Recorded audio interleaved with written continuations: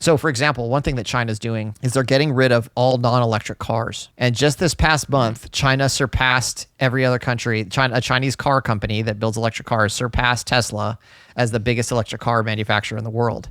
And the reason why is because the government is going around throwing people's gas-powered vehicles away and forcing them onto electric vehicles. Why?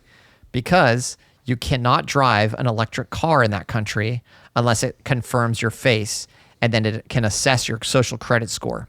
So you sit down in the car, it assesses you. If your social credit score is too low, the car won't start. Wow. You literally can't drive your car. You can't use traffic. You can't use any kind of mass transit. Yeah. Your life is completely controlled by whether or not you are abiding by what the government wants you to do. And this is the kind of state that we should actually be afraid of. Yeah. So when you're talking about social credit score, like how do they measure that? What is that? So that aligns with that's a mixture of things. So social credit score is a communist concept, right? And it basically says this is how well you are adhering to the communist principles and of the country, right? And what that is let's say, for example, back in the day during the one child policy, if you had more than one kid, you got like knocked down. So above everyone's doors back in the day, you had a certain number of gold stars. And if you had more than one kid or you'd broken the law at some point in time, you had stars taken away from you.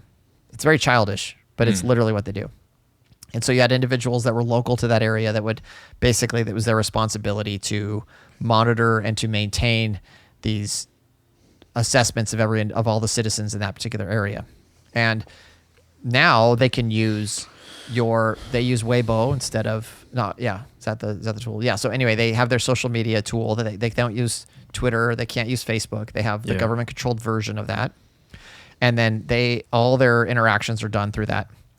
And then on top of that, if you jaywalk, for example, there's facial recognition cameras everywhere, and they will plaster your picture on a billboard and showing that you've been knocked. And then when you do that, it knocks down your score immediately. Wow. And so, and then it can assess things like it ties in all your biometric information. So your DNA, your fingerprints, your retinal scans, it ties in how often you buy cigarettes, how often you buy alcohol. It ties everything together and creates a massive psychographic depiction of who you are as an individual and whether or not you are aligning with what they want you to do. And if any deviation to that, it triggers a response within the network. And most of the time that comes in the form of the decreasing your score, but that score effectively is everything. It literally is Big Brother. Yeah. It is 1984. It reminds me, like you just mentioned, an element in fiction that kind of portrays that image. But I don't know if you're familiar with the show Black Mirror.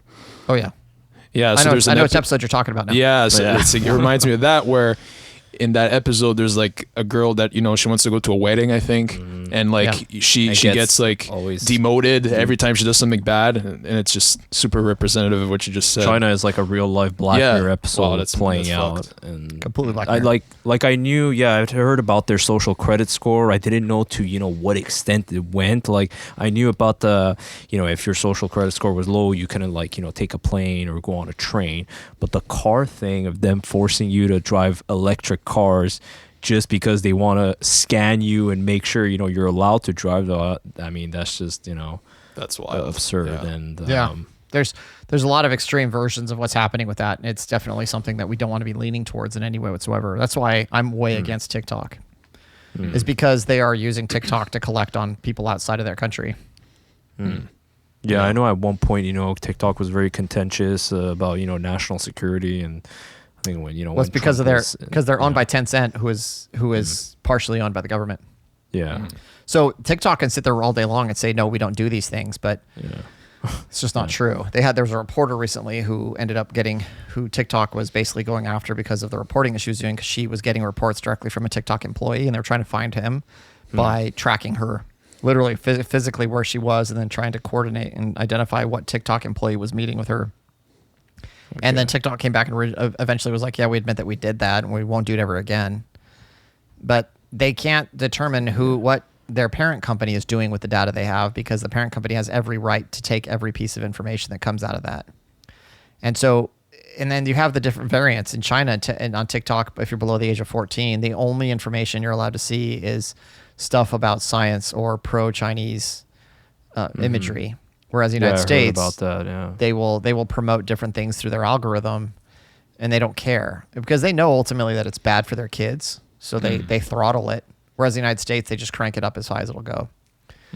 And that in the West in general, they don't care, and so there's one side of that to say, well, is the specific content that they're pushing part of a larger narrative for certain parts? And there is answer is yes and no. The other main part is they just want to gather as much information as they possibly can because they can take every one of those images and use it to train their computer vision models for faces.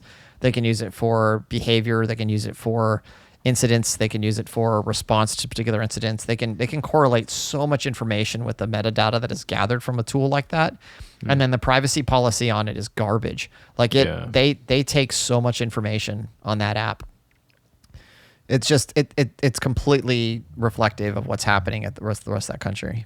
And and that's the thing. I don't see any reason why the company should be trusted since they are situated in a country that is almost like a dictatorship, at this point, where how they control their population and everything that happens in the businesses that operate in that country. So, yeah, I think different countries where TikTok is available, they should be more careful. Yeah. And didn't China restrict how much people are able to spend on TikTok every day?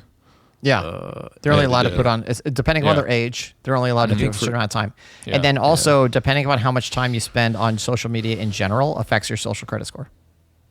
Wow. That too, yeah. So the population has more of an incentive to be careful with those apps, Everything that they're doing is controlled. Yeah.